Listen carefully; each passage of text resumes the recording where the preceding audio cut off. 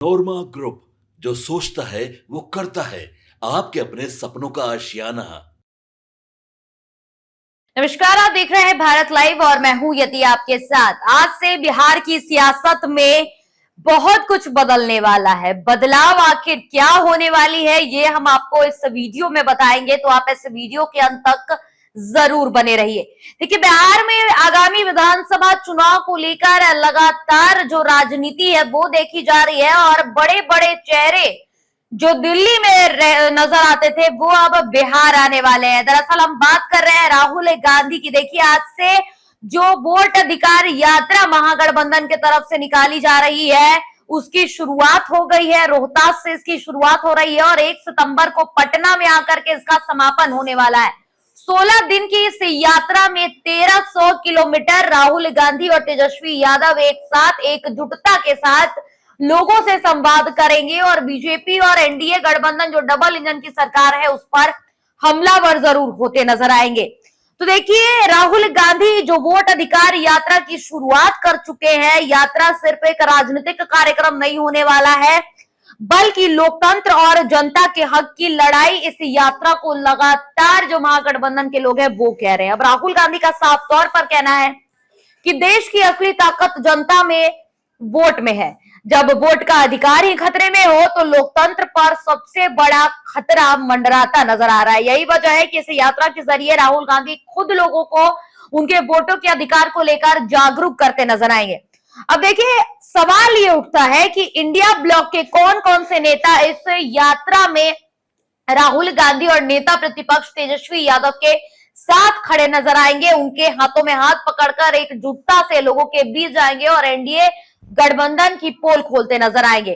तो देखिए, खबरें ये भी आ रही है कि क्षेत्रीय दलों की जो भागीदारी है इस यात्रा को और खास बना सकती है। सहनी, पारस, गुप्ता जैसे कई नेता हैं जो एक मंच पर नजर आएंगे, यानी कि आईपी गुप्ता महागठबंधन की तरफ ज्यादा झुकाव रख रहे हैं। ये भी कहीं ना कहीं इस यात्रा में क्लियर हो जाएगा कि आखिर उनका स्टैंड किस तरफ है। तो देखिए, अगर मुकेश सहनी की बात कर ले तो बिहार का सन ऑफ मल्ला इनको कहा जाता है और हमेशा पिछड़े और वंचित वर्ग की आवाज बनकर मुकेश सहनी खड़े रहते हैं।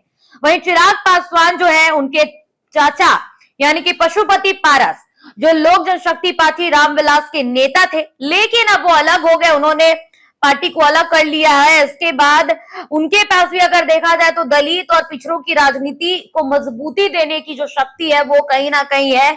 और सबसे बड़ा जो नाम है इस बार वो आईपी गुप्ता का सामने आ रहा है। दरअसल आईपी गुप्ता जो कि ताती तत्व समाज के आरक्षण की मांग कर रहे हैं, उनकी मांगे स्पष्ट क्लियर है। लगातार उनके पार्टी का स्टैंड क्लियर है और जो जनाधार आईपी गुप्ता को मिल रहा है वो तो धरातल की तस्वीरें साफ तौर पर बता देती है।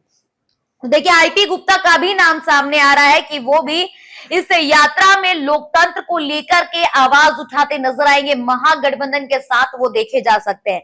इंडिया ब्लॉक जो ब्लॉक है उसकी एकजुटता इस बात का साफ तौर पर संदेश देगी इस बार कि आने वाले चुनाव में सत्ता परिवर्तन ही केवल नहीं होने वाला है, बल्कि लोकतांत्रिक अधिकार बचाने की जो ये लड़ाई है ये एक माइलस्टोन तय करने वाली है।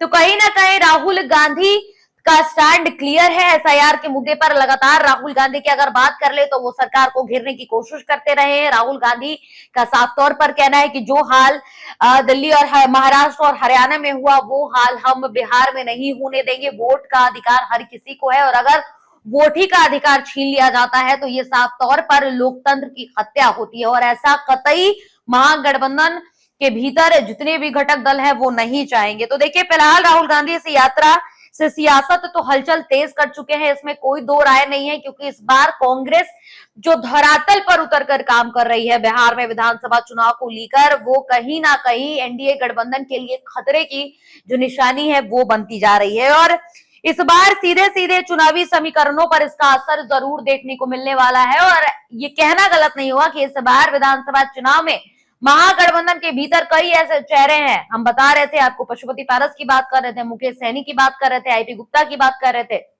और भी कई ऐसे चेहरे हैं जो एनडीए गठबंधन के लिए परेशानियां इस बार विधानसभा चुनाव में बढ़ाते जरूर नजर आएंगे। फिलहाल इस खबर में इतना ही। ऐसी तमाम खबरों के लिए आप देखते रहे भारत लाइव। धन्यवाद। आपके सपनों को हमने सजाया है। ई होम्स पैनोरामा को हमने बनाया है। ई होम्स मेरा एक सपना था जिस पे मैं पिछले 4 साल से काम कर रहा था। हमने जो बनाया है वो सबने है माना।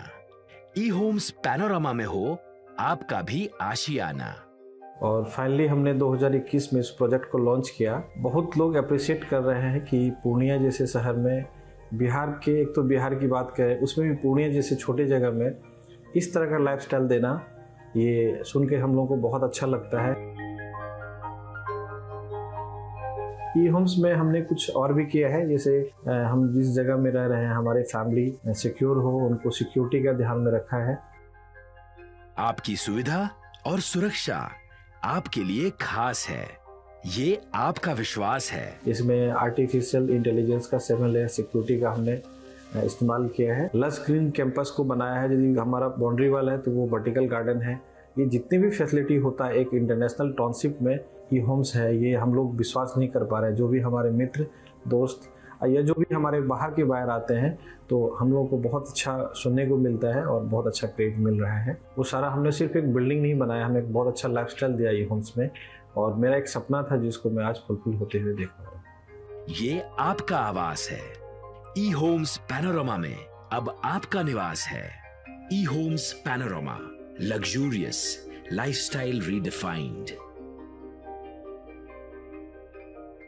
पनोरमा ग्रुप, जो सोचता है वो करता है। अगर ये वीडियो पसंद आई और वह बिहार के राजनीति और बिहारियत से सरोकार रखेनी तो सब्सक्राइब बटन दबा के चैनल के सब्सक्राइब कर ली। ओजे एगो घंटी बा, ओकरा बटन दबा देला से कुल सटीक और मारक खबर रुआ मुफ्त में मिल जाई। अगर रुआ पत्रकारिता के हमनी के नया प्रयोग में सहयोग कर चाहतानी तो ज्वाइन बटन दबा दी। पेटीएम नंबर नोट कर ली 9386 816 700।